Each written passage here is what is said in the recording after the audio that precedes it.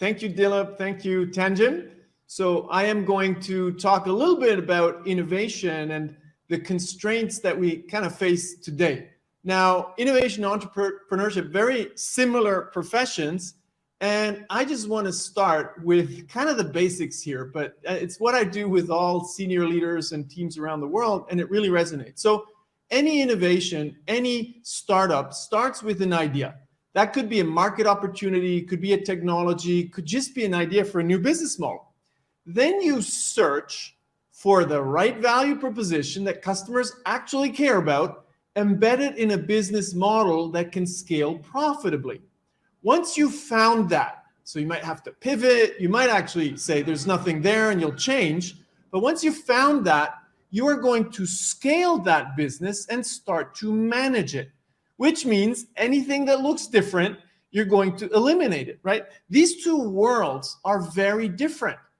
On the left-hand side, we have this messy world of changing very rapidly. We will fail quite a bit because we don't know what's going to work. And until we figure it out, it's a lot of iterative search. On the right-hand side, we're getting towards managing process. So any company that emerged out of the startup world and becomes a real company faces this challenge, that you actually have two worlds in one. One is managing the existing. I like to call this exploit. But once you start to really focus on managing the existing, you almost forget or unlearn how to explore.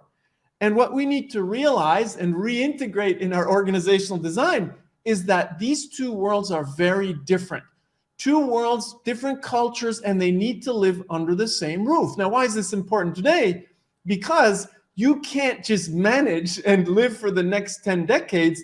Business models and value propositions expire like a yogurt in the fridge. So you have to systematically explore all the time while managing the existing. It's not either or, it's and. And not everybody has to be an innovator. So if we quickly explore these two worlds, on the right-hand side, uncertainty is relatively low. It's relatively predictable. Of course, now that we lived through COVID, we know that there's no 100% predictability, but we know the customers, we know the value proposition, we know the value chain, we understand the profit logic, so we can plan and execute. We can make spreadsheets and deliver on those spreadsheets. On the left-hand side, when we're exploring new customers, new value propositions, maybe new go-to-market strategies or entirely new business models with a new profit logic, we don't know what's going to work. That sounds trivial, but today in companies, people, put up a business plan and they make you believe it's going to work because the idea looks great. But what we really need to do is admit we don't know if it's going to work because unpredictability is very high. We need to iterate and explore. More like designers, we play around and we test these ideas until we find what works. That means on the investment level, same thing, very different. On the right-hand side, since we have predictability or relative predictability, we can make large bets to get large returns. It's mainly about analyzing, is this a good idea? And then we make that big bet. And we have relatively predictable returns. Now, when uncertainty is high, it's a bad idea to make a big bet because it's like playing roulette and putting it all on one number. What you really want to do is act a little bit more like the venture world, the venture capital, but for internal teams and ideas. You make many small bets and you know that some will succeed. So you need to be willing to give small amounts of money to many teams, let them explore, and after a very short period of time, you're only going to make follow-up investments in those teams that produce evidence that that is actually a good idea. And a spreadsheet with fantasy numbers is not evidence. Talking to customers, showing that 8 out of 10 have a problem, that's first evidence. Willingness to pay, showing that a certain number of customers actually have a budget to pay for that, maybe already spending on certain solutions. That's real evidence. Now, what does that mean for us leaders? It means that we make decisions in a very different way. So when we ask teams questions and make decisions, on the right-hand side, the traditional world of management, we can ask, are we on time and are we on budget? That's the right question to ask because we can plan and execute. On the left-hand side, it's actually irrelevant. On the left-hand side, we need to ask, what did we learn? Should we continue with this, or should we kill or iterate the project? So we need to be willing to kill projects. Now, here's the thing, sounds very trivial, but when I speak at a conference, I ask people, how many people in the room are working on a product, idea, technology, or business model that we already know is going to fail? People put their hands up. Why would anybody do that? Because we do not have today a mechanism in companies to kill ideas, basically those that don't have enough evidence, because we already know they're not going to work.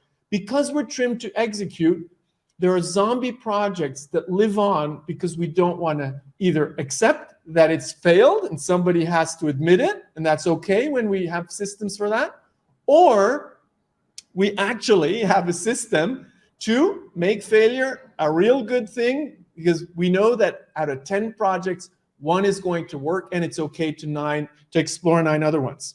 So that means we actually need to have 2 different portfolios.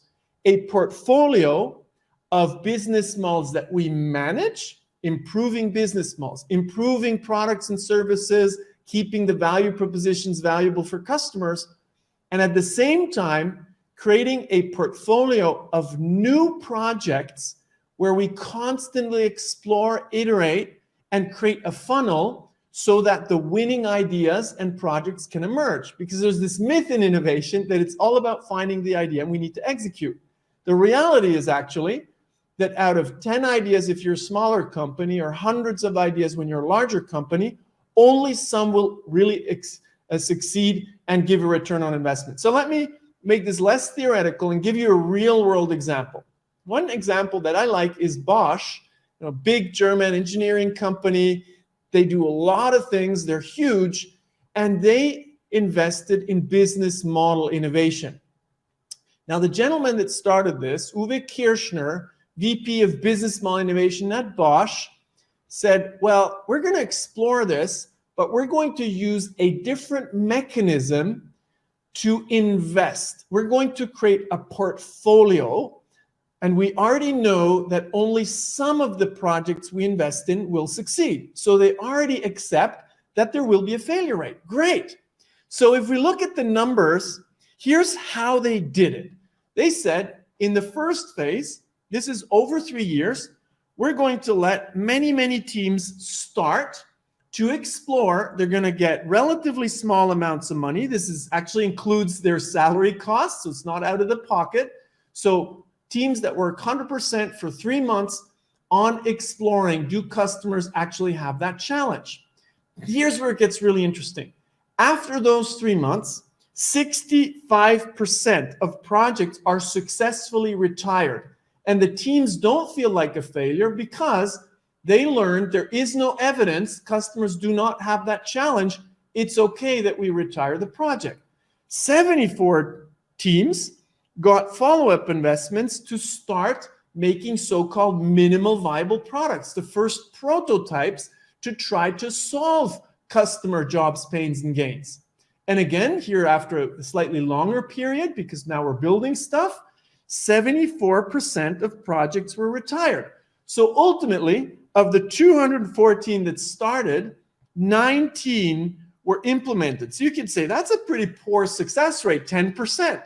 But the reality in innovation, like in the startup world, is that rule of thumb, 1 out of 10 ideas is going to work. And if you need multi-billion-dollar winners, it's probably going to be 1 out of 250 or 1 out of 1,000.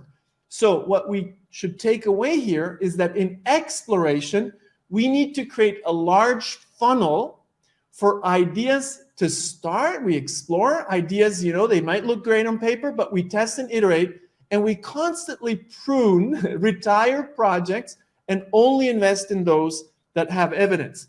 So how does that look like here? As we accept that you can't pick the winner, we actually need to invest in the losers in quotes. Now, we shouldn't call them losers because otherwise nobody's going to want to start.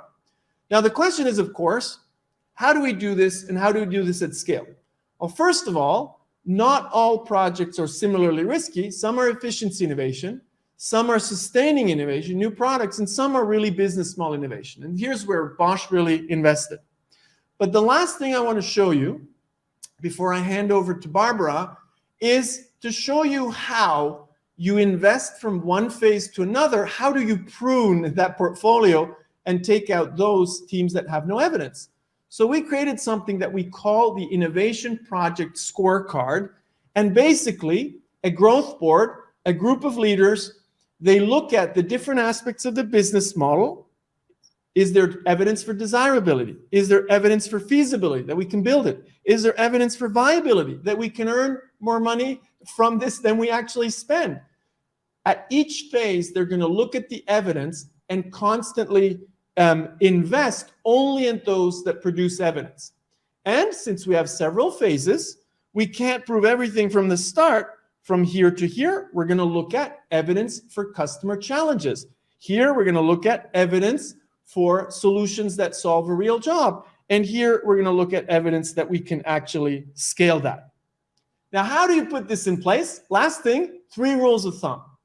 If you're in an organization, you need to make sure that leadership spends time on innovation. The most important meetings need to have at least 20 to 40% of their time committed to innovation. I believe the CEO needs to spend at least 40% of their time on innovation. Second thing, innovation needs to have power. It needs to be at the very top of the org chart, 100% job reporting to the CEO who spends 40% of their time on innovation. And the last one, to kind of wrap it up, is innovation practice. You need to have a system where teams are not condemned to succeed.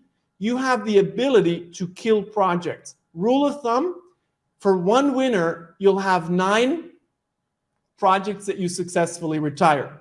So I hope I gave you something with these little insights over the last 12 minutes, and I will hand it over to Barbara. Thank you very much for your attention.